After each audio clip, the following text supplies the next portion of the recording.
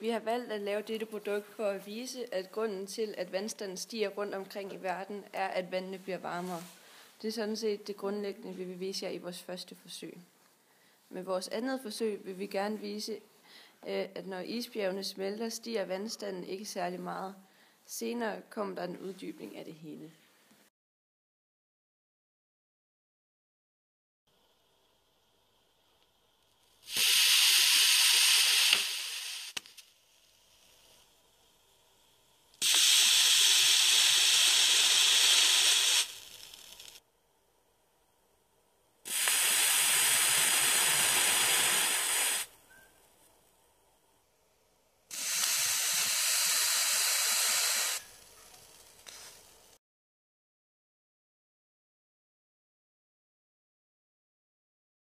I det forrige lille klip kan man se, at når vand bliver varmet op, udvider det sig. Det hele starter, når vi udleder CO2. Det gør, at drivhuseffekten bliver stærkere. Når drivhuseffekten bliver stærkere, betyder det, at den bliver bedre til at holde på varmen, som det viste drivhus med kloden indeni. Det vil sige, at isen smelter, og vandene bliver varmere, og så er det, at havene udvider sig, så der bliver oversvømmelser på de lavtliggende områder, som Maldiverne, Seychellerne, byer ved udløbet af Ganges og i det hele taget den bengalske bugt, det nordlige Indien og Bangladesh.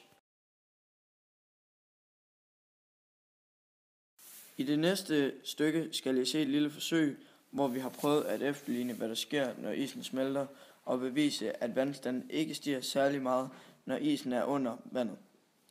Men når isen er over vandoverfladen, så stiger vandstanden.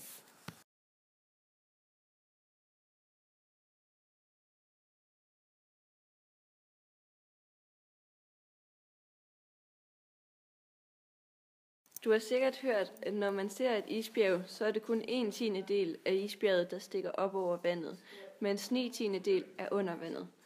Man kunne derfor sagtens tro, at når isen smelter, så stiger vandstanden, nu når den del af isen, der før stak op over vandet, også bliver til vand. Det er, som man kunne se i vores forrige forsøg, ikke tilfældet. Fordi i vores forsøg kunne man se, at i det glas, hvor isterningerne var nede i vandet, steg vandstanden ikke.